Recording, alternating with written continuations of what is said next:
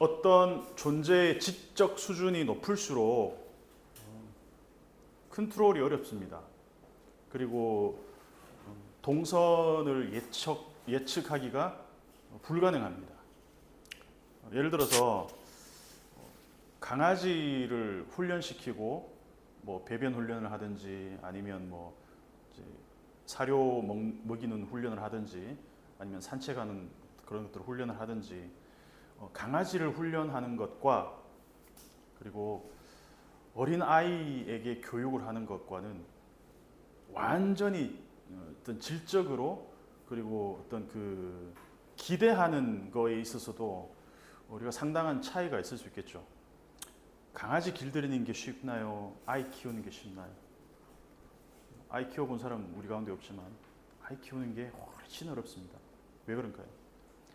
존재의 지적 수준이 높을수록 어떤 방향으로 어떤 반응으로 그리고 어떻게 행동할지에 대한 예측이 불가능하다는 거죠. 그래서 요나서에서 의도적으로 큰 바람, 큰 물고기 이런 거대한 존재들은 오히려 하나님이 말씀하시는 그대로 족족 다 순종하고 받아들입니다. 큰 바람에게 명령해서 풍랑이 바다에 내리쳤을 때 그냥 하나님의 말씀대로 순종합니다. 큰 물고기에는 두 번 하나님이 명령하시죠. 명시적으로는 자 요나를 삼켜라. 삼켰어요. 요나를 뱉어라. 뱉었어요. 여기에는 어떤 불안 요소가 없어요. 그냥 시키는 대로 하니까. 그래서 의도적으로 성경에서 대조를 시키는 거죠. 우리가 여기에서 가장 불안한 존재로 여기는 대상이 누구냐면 요나입니다. 요나. 큰 물고기도 순종하고 큰 바람도 순종합니다. 하나님이 말씀하신 대로 듣습니다. 그런데 요나는 어떻습니까? 어떻게 반응할지를 모릅니다.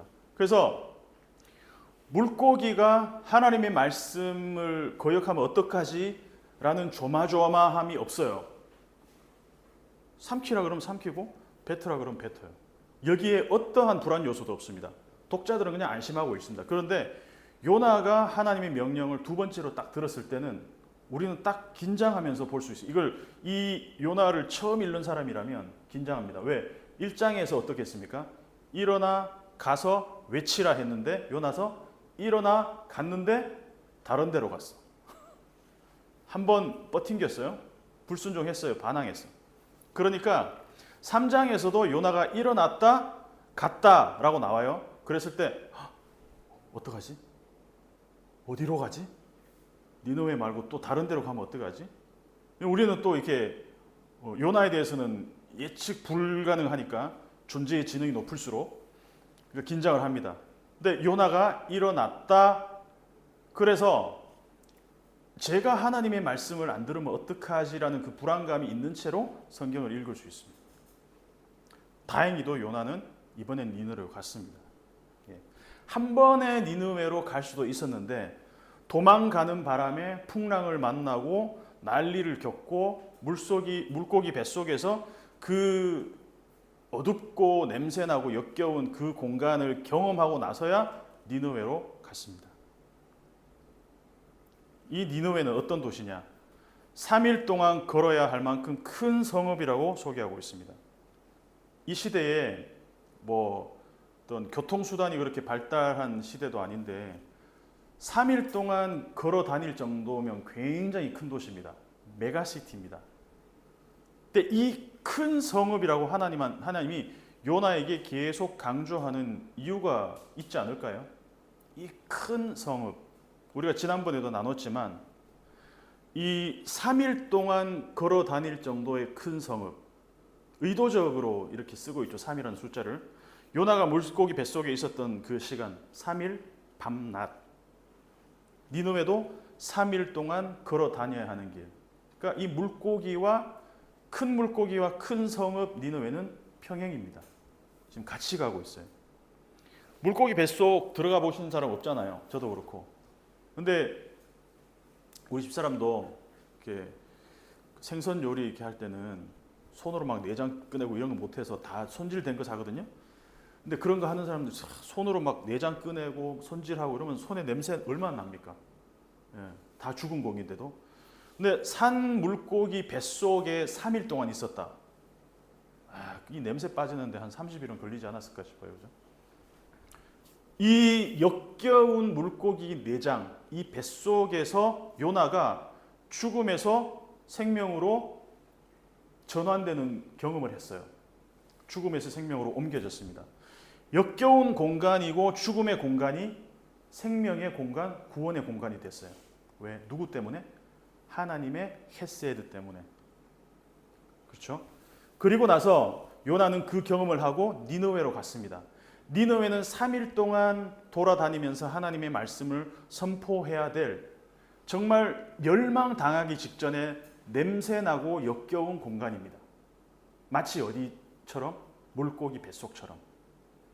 그 역겨운 냄새나는 도시가 죄악으로 인해서 하나님께로 돌아와서 물고기 뱃속에서 요나가 구원받은 것처럼 이 니느웨에 사는 사람들이 구원받기를 원하고 계신다. 누가? 하나님. 그래서 굳이 요나를 보내서 요나에게 이 도시가 곧 멸망할 거야. 언제? 40일 후에 멸망할 거야 라는 이 어떤 디데이를 줬다는 것은 뭐예요? 만약에 하나님이 니느웨가 멸망하기를 정말 원하셨다면 어떻게 했을까요? 가만히 놔두면 돼요. 40일 후에는 그냥 멸망하니까. 근데 하나님은 멸망하기를 원하는 마음이 손톱만큼도 없습니다. 그래서 예언이라는 것은 반드시 망할 거야 라는 메시지를 주지만 동시에 그 이면에는 뭐가 있냐면 그러니까 어떻게 하라? 돌이켜라. 슈브. 돌이키면 나도 돌이키겠다. 그래서 이 공간, 역겨운 공간을 보면서 요나가 내가 경험한 그 구원을 이 도시에서도 동일하게 경험하기를 하나님이 원하신다는 그 하나님의 가슴을 요나가 만나기를 원하신다는 거죠. 요나가 죽음에서 생명으로 육지에 토해내기까지 3일이 걸렸습니다. 그렇죠? 그렇다면 니느웨 사람들이 요나의 메시지를 듣고 회개하고 하나님께로 돌아와서 헤세드를 경험하고 구원을 얻기까지 심판과 멸망에서 죽음에서 생명과 구원으로 바뀌는데 3일이라는 시간이 이 3일 동안 걸어 다녀야 될 그 정도의 시간이 지금 필요하다는 얘기죠. 그죠? 상징적으로. 죽음에서 생명으로. 예수님도 죽은 지 사흘 만에 무덤에서 생명의 부활로 살아나셨습니다. 그래서 예수님이 사람들이 이제 기적 보여달라 그러니까 뭐라고 얘기합니까? 요나의 기적밖에는 보여줄 기적이 없다. 결국 예수님의 죽음에서 생명으로의 그 전환, 그것에 대한 이야기를 하고 있는 것이죠. 그 요나를 얘기하고 있습니다. 자, 지금부터 요나의 역할이 중요합니다. 과연 요나는 이 죽음의 도시를 물고기 뱃속과 같은 자기가 경험했던 그 죽음의 공간을 구원의 공간, 생명의 공간으로 바꿀 수 있을까? 요나의 지금 입에 달려 있다는 거죠. 스피커로서 요나는 그 역할을 할 수 있을 것인가? 4절 한번 읽어보겠습니다. 시작. 요나가 그 성읍에 들어가서 하루 동안 다니며 외치어 이르되 40일이 지나면 니느웨가 무너지리라 하였더니 아멘. 자, 그 성 안으로 하루길 정도를 들어가기 시작했습니다. 그리고 나서 하루 동안 외쳤습니다. 40일 후면 니느웨가 뒤집어질 것이다. 사흘길 되는 거리를 하루 동안 다니면서 끝내버렸어요. 어렵게 휴가 내가지고 비싼 티켓을 사서 뭐 추석이라든가 아니면 뭐 연휴라든가 그런 기간에 여행을 갔어요. 그러면 정말 가고 싶은 도시에 갔다고 한다면 하루라도 더 머무르면서 구석구석 보고 싶은 욕구가 있지 않겠습니까? 그죠? 놀러 갔는데 정말 가기 싫은데 갔다면 반대로 하루라도 더 빨리 오고 싶어. 집에 돌아오고 싶어. 예. 사흘 길을 걸어야 될 정도로 큰 도시인데 하루 만에 돌아왔다는 것은 어떤 심경을 우리가 읽을 수 있겠습니까? 정말 머무르기 싫었다. 여기. 이 니느웨라는 도시에 정말 있기 싫었구나. 만약에 요나가 이 니느웨 사람들이 회개하고 돌아오기를 정말 간절히 바랬다면 사흘길 걸리는 거리를 이 길들을 구석구석 가가호호 이 방방곡곡 동네를 다 돌아다니면서 샅샅이 만나는 사람들마다 외치지 않았을까요? 그럼 사흘길이 열흘, 20일, 심지어 40일 후에 멸망할 거다라는 메시지를 들었다면 멸망하기 직전 39일 동안 아마 다녀도 모자랐을 거예요. 근데 요나는 딱 하루, 그리고 39일 동안 이 니느웨 사람들이 이 메시지를 듣고 잊어버리면 좋겠다라는 마음을 내심 갖고 있었을 것이 분명합니다. 40일 후에. 그죠? 쉰들러 리스트. 그 영화에 보면 쉰들러가 자기 공장에서 유태인들이 한 명이라도 더 일하게 해서 그 마지막에 수많은 유태인들을 살리잖아요. 그 홀로코스트 현장에서. 그러면서 하는 그 말이 있잖아요. 한 사람이라도 더 살렸으면. 그러니까 그 가슴이었다면, 쉰들러 같은 그런 가슴이었다면 요나는 아마 39일, 40일 동안 멸망하기 직전까지 모든 사람들을 붙들고 간절하게 얘기했을 거예요. 돌이켜야 됩니다. 돌이키면 하나님도 돌이키실 겁니다. 1장에서 사람들이 죽음을 힘을 다해서 배에서 풍랑을 만나고 살려 달라고 외칠 때 요나는 침묵했습니다. 그죠? 근데 2장에서는 요나는 자신의 고난으로 말미암아 하나님께 외쳤습니다. 그리고 3장을 보면 다시 한번 외치는 장면이 나오는데 여기서도 사실 억지로 외치고 있다는 거 우리는 추측해 볼 수 있습니다. 하루 만에 그냥 다 끝냈어요. 40일 후에 멸망한대요. 이렇게 외치지 않았을까요? 하루 다니면서 40일 망한대. 끝.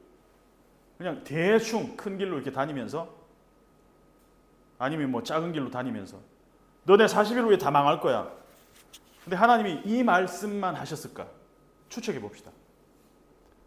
하나님이 말씀하시라고 한 메시지는 40일 후에 멸망할 거니까, 그러니까 너희는 지금이라도 돌이켜 회개해야 돼라는 메시지 주지 않았을까요? 분명히 줬을 겁니다. 근데 그 얘기는 없습니다. 매뉴얼을 절반만 던집니다. 메시지를 절반만 던집니다. 만약 요나가 정말 니느웨의 멸망을 원하지 않는다면 망할 거야, 40일 후에 망할 거야 라는 메시지 뒤에 돌이키라는 회개의 메시지를 반드시 전했을 거라는 것이죠. 그러니까 요나는 지금 이 니느웨 안에서 어떻게 하면 하나님이 돌이키실지에 대한 매뉴얼을 알고 있는 유일한 사람입니다. 그런데 요나는 그 일을 하지 않았어요. 진짜 니느웨가 무너지는 걸 원하지 않으면 어떻게 해야 성이 무너지지 않고 너희가 멸망하지 않고 살아남을 수 있을지에 대한 매뉴얼을 알려줬을 거죠. 그런데 이 메시지가 생략되어 있다는 거죠. 요나가 물고기 뱃속에서 그렇게 간절하게 기도했던 내용이 뭡니까? 2장을 우리가 상기해 보면 2장 8절을 다시 한번 읽어보겠습니다. 2장 8절 시작. 거짓되고 헛된 것을 숭상하는 모든 자는 자기에게 베푸신 은혜를 버렸사오나. 그리고 나서 9절 가면 나는 감사하는 목소리로, 그러니까 나는 거짓되고 헛된 것을 숭상하는 자가 아니라는 얘기잖아요. 왜? 나는 하나님의 헤세드를 버리지 않았다라고 얘기하는 거잖아요. 나는 그러지 않는다라는 거죠. 근데 과연 요나가 그럴까? 우리는 4장 가서 확실하게 요나의 속마음을 알 수가 있습니다. 4장 1절만 봐도 그래요. 요나가 매우 싫어하고 성내며 어떻게 된 것을? 니느웨가 구원받은 것을 충분히 알 수 있습니다. 은혜라는 것이 뭡니까, 여러분? 은혜. 은혜라는 것은 어떤 정당한 예측되는 결과 이상의 것을 얻는 것이 은혜죠. 그래서 자격이 없음에도 불구하고 나에게 아무런 그 보상이 나에게 주어져야 될 이유가 하등 없음에도 불구하고 그냥 나에게 주어지는 게 헤세드, 은혜라는, 그 은혜를 받아서 구원을 받았습니다. 니느웨도 마찬가지입니다. 요나도 마찬가지입니다. 자격이 없기는 똑같습니다. 가만 놔두면 멸망할 성읍입니다. 그래서 이들에게 메시지가 선포된 이유는 하나님의 은혜 테두리 안으로 끌어오기 위함입니다. 그 헤세드, 요나에게 먼저 은혜를 경험하게 하신 이유는 이 니느웨라는 멸망하는 성읍도 하나님의 은혜 헤세드 안으로 끌어오게 하기 위해서. 이제 정말 이 헤세드를 버린 사람은 누구냐? 요나 자기 자신이 아닐까라는 거죠. 5절 한번 읽어보겠습니다. 5절. 놀라운 일이 일어났습니다. 시작. 니느웨 사람들이 하나님을 믿고 금식을 선포하고 높고 낮은 자를 막론하고 굵은 베옷을 입은지라. 아멘. 자, 믿었다라는 이 히브리어 말은 아멘이라는 말입니다. 아멘. 같은 단어입니다. 사람들의 반응이 요나가 예상했던 반응은 뭡니까? 코웃음이죠. 비웃음이죠. 40일 후에 멸망할 거야 라고 했을 때 저 무슨 또라이 무슨 어디서 굴러먹던 놈이 와가지고 우리한테 말도 안 되는 소리를 하는 니느웨가 왜 멸망해? 이런 반응을 요나는 기대하지 않았을까요? 요나 스스로가 또라이 취급받기를 원하지 않았을까요? 근데 사람들이 하나님을 믿고 금식을 선포, 이게 너무 놀랍지 않습니까? 높고 낮은 자를 막론하고 굵은 베옷을 입은 사람들이 하나님을 믿고. 그런데 이 반응을 보고 요나가 얼마나 당황스러웠겠습니까? 하루 동안 대충 다니면서 멸망의 소식을 전했는데 일이 커져 버렸어요. 속으로 이렇게 생각했어요. 이거 내가 원하던 반응이 아닌데? 나는 이걸 원한 게 아니었는데? 시나리오가 이게 내 뜻대로 흘러가지 않는데? 시나리오가 요나의 뜻대로 진행이 되지 않는 건 1장도 마찬가지입니다. 요나의 계산은 뭐였냐? 니느웨로 가지 않고 다시스로 딱 안전하게 착륙해서, 그러니까 정박해서 40일 정도 후에 니느웨가 무너지고 난 다음에 다시 이렇게 은근슬쩍 이렇게 오는 그런 계획이 있었지 않겠습니까? 그런데 물고기 뱃속에 들어가게 되고 배가 막 뒤집어질 뻔하고 그 덕분에 이방 선원들이 하나님을 알게 되고 믿게 되고 요나의 계획과 전혀 다른 방향으로 일이 흘러갔습니다. 여기도 마찬가지입니다. 이 사람들이 요나의 계획이라면 요나의 이야기를 들었을 때 그냥 무시하고 요나를 미친 사람 취급하는 거였습니다. 근데 사람들이 어떻게 하냐면은 니느웨 사람들이 대충 니느웨가 무너지리라 한 말만 듣고 믿어버렸다는 거예요. 아멘. 제가 가끔 설교 때 얘기했지만 단기 선교 가서 그때 이제 되지도 않은 짧은 영어로 몇 마디 복음을 전하는데 이런다고 믿겠어? 눈물을 흘리면서 예수님을 믿겠다고 내가 무슨 말 했다고 몇 마디 했는데도 이렇게 돌아오는 그런 현장들을 보면서 이게 하나님의 역사는 이런 식으로 일어나는구나. 내 계산대로 흘러가지 않는구나. 하나님의 방식은 우리의 상상과 우리의 어떤 그런 계획과 우리의 어떤 그런 시나리오를 벗어나서 이 일을 하시는구나. 그리고 나서 이 사람들이 믿고 금식을 선포하고 베옷을 입었다. 전부 연속 동작을 나타내는 그런 동사들입니다.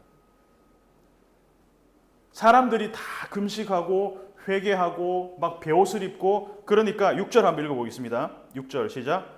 그 일이 니느웨 왕에게 들림에 왕이 보좌에서 일어나 왕복을 벗고 굵은 베옷을 입고 제 위에 앉으니라. 7절까지 왕과 그의 대신들이 조서를 내려 니느웨에 선포하여 사람이나 짐승이나 소떼나 양떼나 아무것도 임에 대지 말지니 곧 먹지도 말 것이요 물도 마시지 말 것이며 8절까지 사람이든지 짐승이든지 굵은 베옷을 입을 것이요 힘써 하나님께 부르짖을 것이며 각기 악한 일과 손으로 행한 강포에서 떠날 것이라. 아멘. 난리가 났습니다. 니느웨 왕이 소식을 듣자마자 자기가 앉아있던 왕좌에서 일어나서 어디에 앉았냐? 제 위에 앉았습니다. 어디에 앉아있는지가 그 사람의 지위를 결정해 주잖아요. 노숙자는 항상 길거리에 앉아있어요. 왕은 어디에 앉아있어요? 왕좌에 앉아있습니다. 근데 왕좌에서 일어났습니다. 왕복을 벗었다는 것은 뭡니까? 베옷을 입었다는 것은 내가 왕인 게 지금 중요한 게 아니라는 것이죠. 하나님을 조금 나보다 훨씬 높은 왕으로 여겼다는 것입니다. 왕복을 벗고 내 옷을 벗고 배 옷을 입고 왕좌에서 나와서 제 위에 앉았다. 지금 내가 왕 코스프레 할 때가 아니라는 거예요. 비상시국이라는 겁니다. 나라가 망하게 생겼다는 겁니다. 자, 지금 1장과 3장은 평행입니다. 그렇죠? 니느웨는 부서진 배와 같습니다. 배 위에 있던 선장과 지금 니느웨 왕의 두 사람이 평행이 되고 있습니다.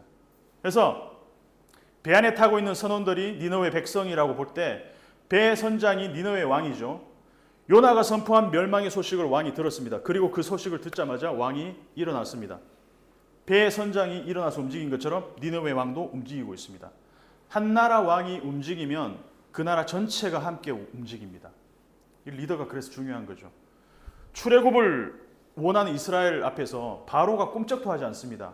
그러니까 애굽 전체가 망해버렸습니다. 한 나라의 지도자가 어떻게 얼마나 중요한지 우리도 경험하고 있고 이 사람들도 지금 충분히 경험하고 있는 일입니다. 왕이 신속하게 움직였습니다.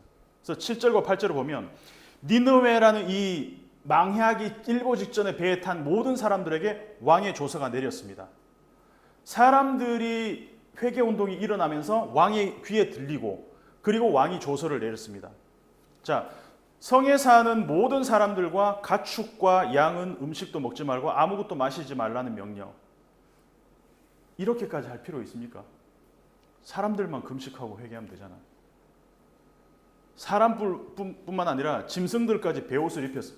얼마나 이 개그 콘서트 같은 그런 장면입니까? 소한테 막 베옷 입히고 사료 안 주고 막 그랬다는 거예요. 그 악한 길에서 돌이키고 이 폭력으로부터 돌이킬 것을 명령합니다. 전국적으로 회개운동이 일어났습니다. 자, 이거는 탑다운 방식의 회개운동입니까? 아니면 바텀업 방식의 회개운동입니까? 둘 다입니다. 먼저는 사람들이 회개하고 그 소식이 왕의 귀에까지 들렸습니다. 바텀업이죠. 그리고 나서 왕이 또 조서를 내렸으니까 탑다운 방식. 이게 순환적으로 뭐 밑에 있는 백성들부터 왕까지 모두가 다. 그래서 강력한 리더십도 필요하고 사람들의 어떤 자발적인 이런 회개운동도 필요한데 이 니느웨 같은 경우는 아주 이례적이게도 사람들부터 시작해서 왕에게까지 또 왕으로부터 사람들에게까지 탑다운 방식으로 또 바텀업 방식으로 전국적인 회개운동이 일어나고 있어요. 자, 그러면 요나가 이 장면을 보고 있어요. 그러면 어떤 말을 해줄 수 있을까요? 요나는 지금 어떻게 해야 이 사람들이 멸망하지 않고 구원받는지 알잖아요. 아니, 양과 소까지는 필요 없어요. 걔네들은 그냥 뭐 사료 줘도 돼. 사람들만 회개하면 돼요라고 할 수 있잖아요. 요나는 한마디도 안 합니다. 요나는 매뉴얼을 알고 있음에도 불구하고 한마디도 하지 않습니다. 9절을 같이 한번 읽어보겠습니다. 9절 시작. 하나님이 뜻을 돌이키시고 그 진노를 그치사 우리가 멸망하지 않게 하시리라. 그렇지 않을 줄을 누가 알겠느냐 한지라. 이게 지금 니느웨 왕이 하는 말이잖아요. 자, 이 말을 지금 비슷한 말을 선장도 했습니다. 배 위에 있던 선장. 1장 6절 같이 한번 찾아서 읽어볼까요? 1장 6절 시작. 선장이 그에게 가서 이르되 자는 자여 어찌함이냐 일어나서 네 하나님께 구하라. 혹시 하나님이 우리를 생각하사 망하지 않게 아니하게 하시리라 하니라. 지금 똑같죠? 혹시 망하지 않게 하실지 울라이 혹시 3장 9절에서는 미 요대야 누가 알겠냐. 이 두 개를 보면은 이 배 위에 있던 선장과 니느웨 왕은 하나님에 대한 정확한 지식은 없어요. 왜? 하나님이 인격이기 때문에. 아까 서두에 뭐라 그랬죠? 인격 지적 존재의 지적 지능이 높을수록 예측 불가능하다 그랬잖아요. 하나님은 매뉴얼대로 움직이는 분이 아니다. 하지만 우리가 최소한 이렇게 회개를 하고 금식을 하고 베옷을 입고 이렇게 하면 하나님이 혹시 돌이키시지 않겠느냐. 불완전한 신학이지만 이 사람들은 간절함을 갖고 있다는 것이죠. 요엘서 2장 14절을 같이 한번 찾아서 읽어보겠습니다. 요엘서 이 혹시 뭐뭐 하실지 않겠냐 이 말이랑 누가 알겠느냐 이 말을 섞어 놓은 표현입니다. 요엘 2장 14절을 같이 한번 읽어보겠습니다. 1272페이지 구약 2장 14절입니다. 시작.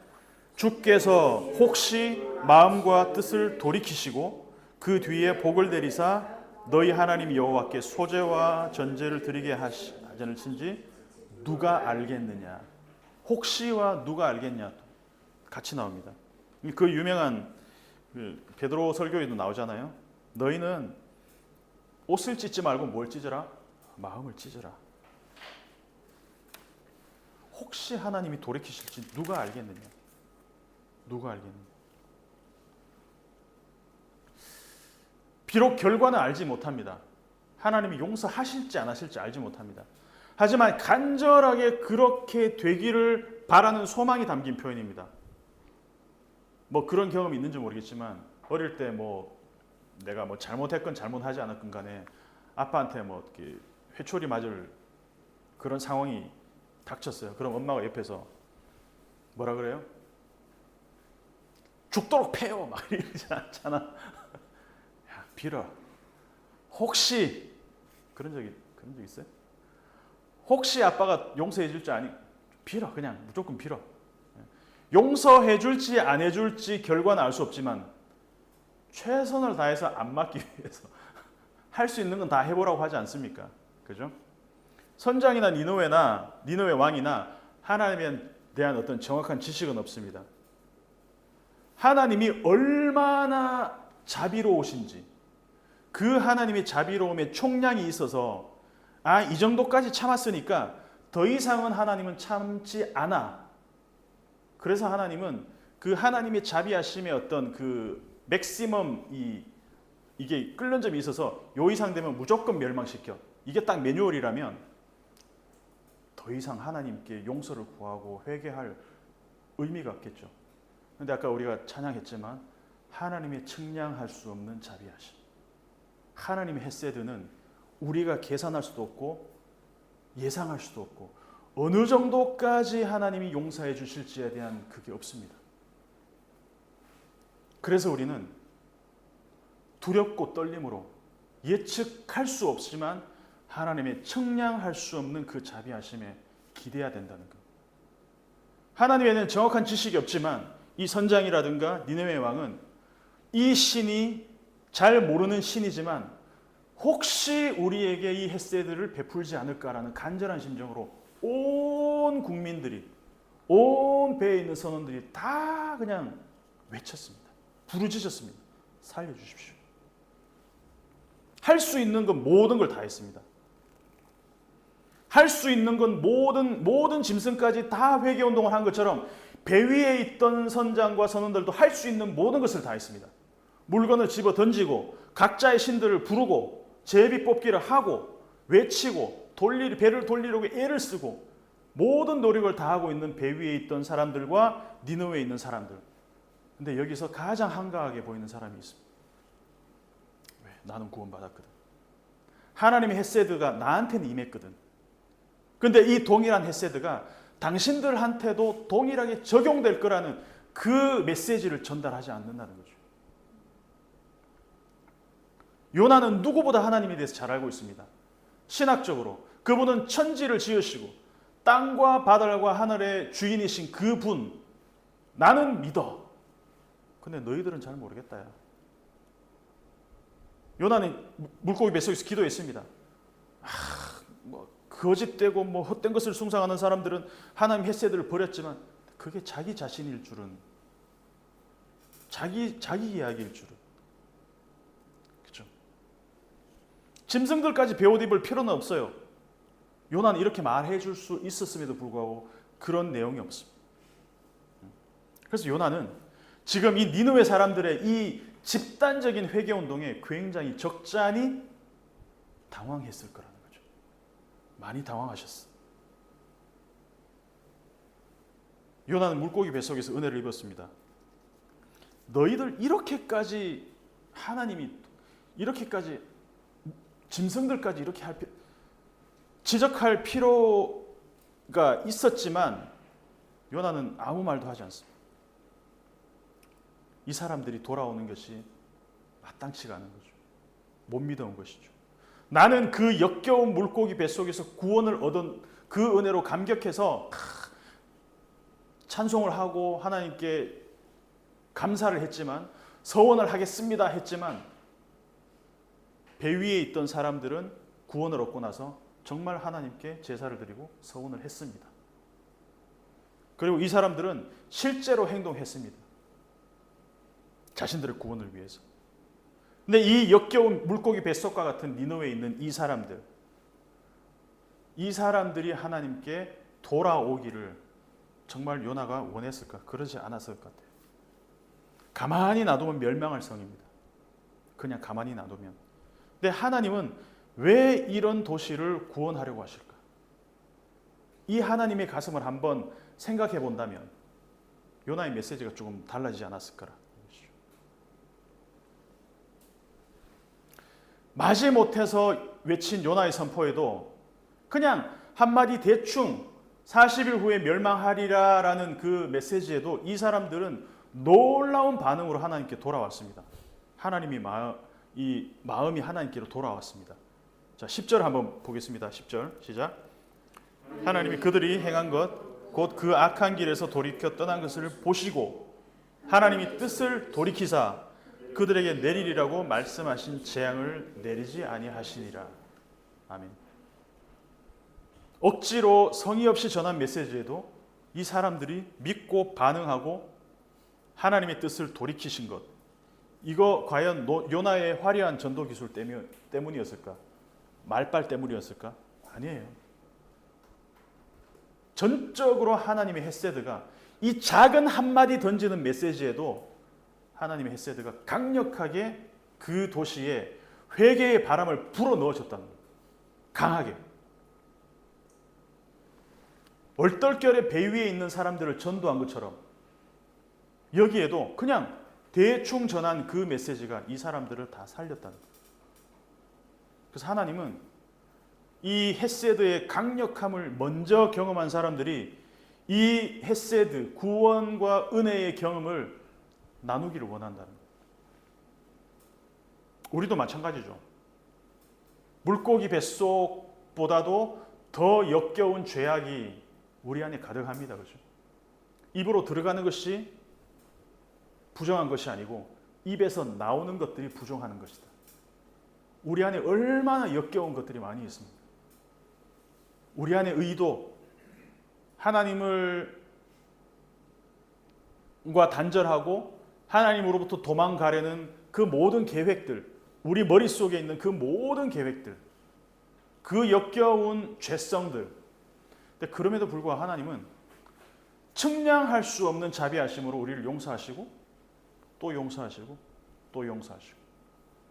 그런데 이게 하나의 루틴화 되어버려서 하나님은 내가 무슨 짓을 해도 나는 용서해 주시겠지 라는 그게 내 안에 공식처럼 딱 박혀 있으면 하나님의 은혜를 나는 쉽게 버릴 수 있는 사람입니다.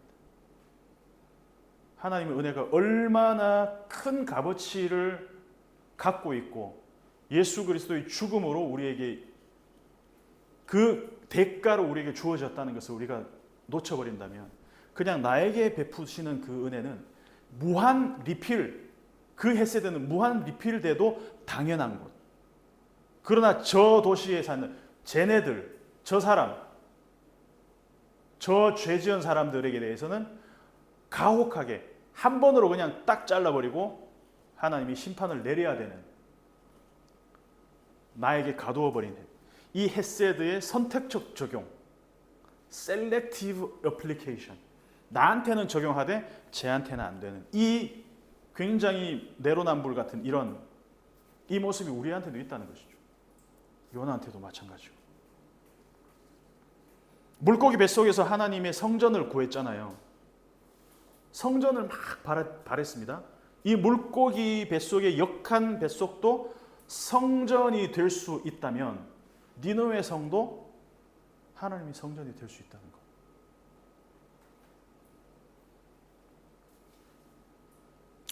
예레미야 18장 7절 8절 한번 읽어보겠습니다. 읽고 말씀을 마치도록 하겠습니다.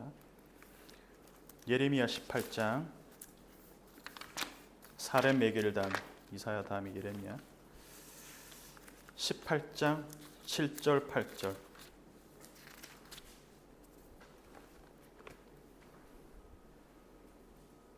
예레미야 18장 7절 8절 같이 한번 읽어보겠습니다. 시작. 내가 어느 민족이나 국가를 뽑거나 부수거나 멸하려 할 때에 만일 내가 말한 그 민족이 그의 악에서 돌이키면 내가 그에게로 내리기로 생각하였던 재앙에 대하여 뜻을 돌이키겠고. 아멘. 이게 예언입니다. 하나님은 7번에 70번씩이라도 돌이키실 준비가 되어 있는 분입니다. 언제? 우리가 돌이키기만 한다면, 우리가 그것을 이용하지만 않는다면, 하나님의 헤세드를 우리가 공식화시키지만 않는다면, 하나님의 헤세드는 측량할 수 없는, 그 깊이를 알 수도 없는, 잴 수 없는 그 놀라운 헤세드를 나뿐만 아니라 이 헤세드가 필요한 누군가에게 우리 일상교회가 선포하는 그런 역할들, 우리 삶으로 보여주는 역할들을 했으면 좋겠습니다. 주의 은혜 사슬되사 나를 주께 메소서. 주님의 헤세드가 사슬이 되어서 내가 모든 것에 자유하지만 그 은혜 안에 매이는 그런 우리가 됐으면 좋겠습니다. 주님께 매인 것이 헤세드입니다. 아까 우리 찬양, 저는 이 가사를 개인적으로 참 좋아합니다. 주의 은혜 사슬되사 나를 주께 메소서. 하나님 어디까지 용서할 수 있습니까? 하나님 어디까지 용서하실 거예요? 예측 불가. 나에게 베푸신 그 헤세드. 요나는 선택적으로 적용했지만 우리도 이 헤세드를 나에게 선택적으로 적용하고 싶은 욕구가 있지만 하나님이 그 헤세드, 측량 불가하신 그 은혜가 나에게는 극적으로 적용되고 타인에게는 그냥 그것이 묵과되는 것이 아니라 하나님, 지금 그 하나님의 헤세드가 필요한 사람들이 많습니다. 우리 교회를 통해서, 우리를 통해서 우리 가족들과 우리 친구들과 또 그 헤세드가 간절히 필요한 이들에게 하나님 흘러 보내어 주시옵소서.